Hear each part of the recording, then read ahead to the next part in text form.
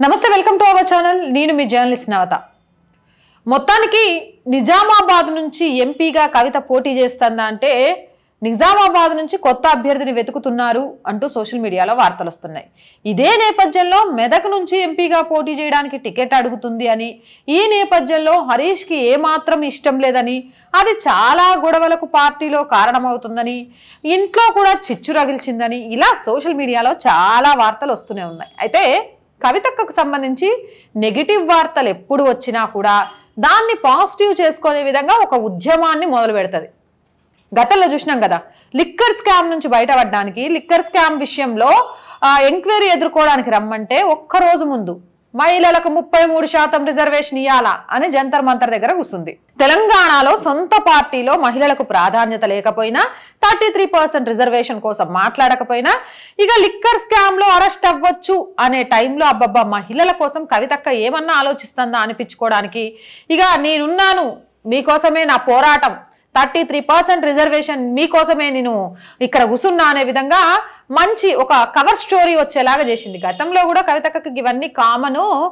ఎప్పుడైతే తెలంగాణ ఉద్యమం ఉవ్వెత్తున ఎగిసిపడి తెలంగాణ రాష్ట్రం ఆవిర్భవించిందో, ఇక కవితక్కని ఏడమర్చిపోతారు అంటే బతుకమ్మ అంటే కవితక్క, కవితక్క అంటే బతుకమ్మ అన్నట్టుగా చాలా పేరు తెచ్చుకునే ప్రయత్నం చేసింది. కాకపోతే గది 3 నాళ్ళ ముచ్చటే అయింది అనే విషయాన్ని కూడా ఆమెతో కలిసి పనిచేసిన జాగృతికి సంబంధించిన సంధ్య లాంటి వాళ్ళు చాలా మంది మనతో ఇంతకుముందు షేర్ చేసుకోవడం చూసినాం.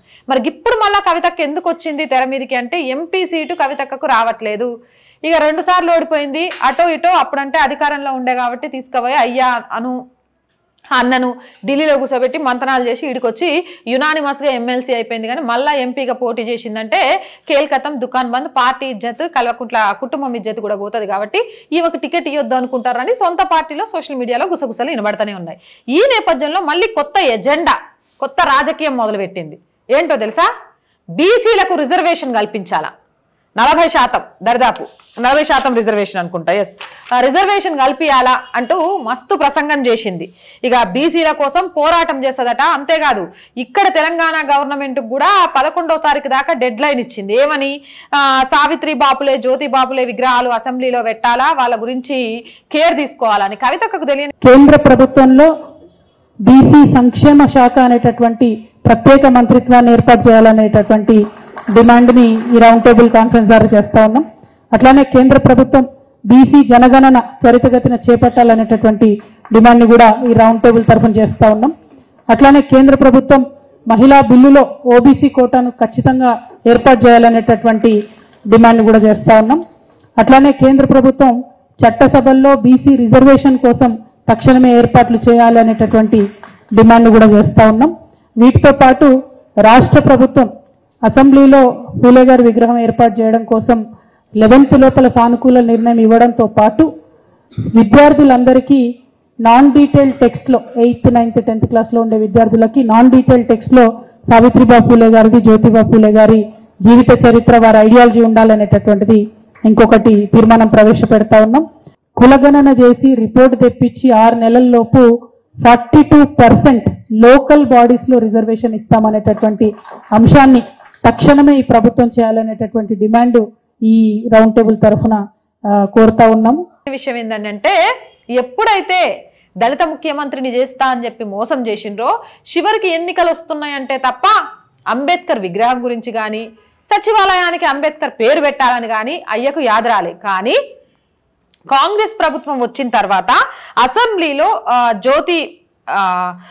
జ్యోతిరావు బాపులే గురించి మాట్లాడటం అనేది చూస్తే, ప్రగతి భవన్ విషయంలో దాన్ని ప్రజాభవన్ గా మార్చి ప్రజాభవన్ కి జ్యోతిరావు పూలే ప్రాంగణం అనే పేరు కూడా పెట్టిండ్రు.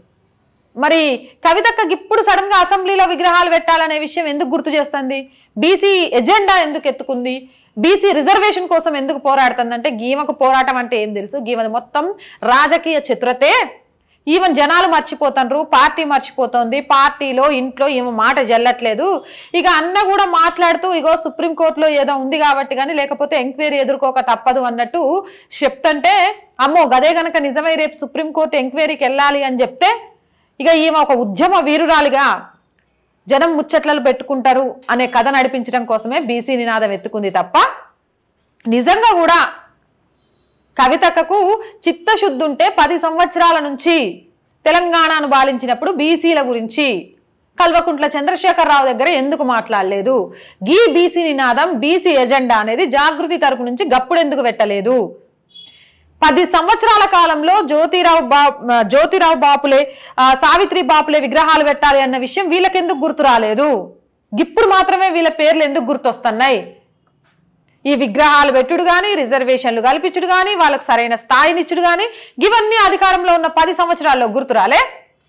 ఇప్పుడు సడన్ గా జెండా పట్టుకొని ఇగో బీసీల కోసం నేనున్న ఆడబిడ్డను ముందుకొస్తున్నా, అడుగులేస్తున్నా అంటే ఇగో ఎంపీ సీట్ కోసం కాకమ్మ కథలు కదా అని అనుకోకుండా ఉంటారా అని సోషల్ మీడియాలో అయితే ఒకటే ట్రోల్ చేస్తాను. కవితక్క నిజం చెప్పు, ఎంపీ సీట్ ఇవ్వట్లేదు, బీసీ జెండా పట్టుకొని కొంత సింపతి గెయిన్ చేసుకోవడానికే నిజంగా నువ్వు ఈ 9 ప్రతిపాదనలు పెట్టింది. 9 ప్రతిపాదనల బీసీ నినాదాన్ని పట్టుకొచ్చినవా? అసలు అర్థంగా కడుగుతా. 11 రోజుల డెడ్ లైన్ అట, 10 సంవత్సరాల డెడ్ లైన్లో చేయడం రాలే కానీ ఇప్పుడున్న గవర్నమెంట్కి 11 రోజుల డెడ్ లైన్ ఇస్తుందట మన కవితక్క. హక్కో నీ డెడ్ లైన్లను, నువ్వు ఇచ్చే వార్నింగ్లను జనాలు మర్చిపోయినరు. ఇక రేవంత్ రెడ్డి సార్ ఏమైనా పట్టించుకుంటాడు అనుకుంటున్నావా? అయినా రేవంత్ రెడ్డి సారు లేకపోతే ఇంకొకళ్ళు గిన్ని రోజుల నుంచి ఏం చేసినావు? ఆల్రెడీ ప్రజాభవన్కి ఆ పేరు పెట్టేసినావు, కనవడలేదా నీ కళ్ళకు అంటే ఎట్లా? అసలు ఈ బీసీ నినాదం వెనక అయ్యుండి నడిపిస్తాడా? ఇది నీ సొంత ఎజెండానేనా? ఏదైనా కారణం ఉందా? ఇక బీఆర్ఎస్ భూస్థాపితం అన్న నేపథ్యంలో బీసీలు తప్ప ఆదుకునేటోళ్ళు లేరు, అత్యధిక జనాభా బీసీలదే కాబట్టి వాళ్ళ పాట ఎత్తుకుంటే ఏమైనా 2-3 సీట్లు కొట్టొచ్చు అనేది ఉద్దేశమా? ఎందుకంటే ఏమంటారు, సీనియర్ నాయకులే లేరు ఎంపీ పోటీకి అంటూ గీయాలు కూడా ఏడో వార్తాపత్రికలో నేను చదివిన. నీ రాజకీయ మనుగడ కోసమా, పార్టీ రాజకీయ మనుగడ కోసమా, అయ్యే చెప్పిండనా, లేకపోతే రేపు రానున్న లోక్సభ ఎన్నికల్లో సీట్ల గెలుపు కోసమా ఈ బీసీ నినాదం ఎత్తుకుంది? గప్పుడు మహిళా రిజర్వేషన్ కోసం గంత చేసినావు, మళ్ళీ ఎన్నికలు జరిగినప్పుడైనా ఈడ 33% సీట్లు ఇప్పియగలుగుతావా అంటే కనీసం నువ్వే సీట్ తెచ్చుకోలేకపోయినావు. ఇప్పుడు మళ్ళీ కొత్త నినాదంని జనంలోకి తీసుకెళ్లాలనుకుంటున్నావు. ఇవన్నీ మసిబూసి మారేడుకాయ చేసే ప్రయత్నమే. మేడిపండు చూడు మేలిమై ఉండును, పొట్ట విప్పి చూడు పురుగునుండు అని మాకెప్పుడో తెలుసు మీ పార్టీ ఉద్దేశం, ఎజెండా, నీ మాటల వెనక ఉన్న ఆంతర్యం అంటూ. ఇక దీనికి సంబంధించి బీసీలతో పాటు సొంత పార్టీలో ప్రతిపక్షాలలో కూడా గుసగుసలు పెట్టుకుంటారట. మరి మీరేమనుకుంటారు? కవితక్క ఈ నినాదం వెనక అసలు కారణం ఏంది? కింద కామెంట్ సెక్షన్లో తెలియజేయండి. ఇలాంటి మోర్ వీడియోస్ కోసం మన ఛానల్ని సబ్స్క్రైబ్ చేసుకోండి. అలాగే వీలైనంత షేర్ చేయండి. మీ అభిప్రాయం ఏదైనా సరే నిస్సంకోచంగా కామెంట్ చేయండి. అండ్ మన ఆర్ వాయిస్ గ్రూప్లో జాయిన్ అవ్వండి. కంపల్సరీ మీ అందరి ఎంకరేజ్మెంట్ మా ఛానల్కి చాలా అవసరం. అలా ఎంకరేజ్మెంట్ అందిస్తారు అని ఆశిస్తున్నాం.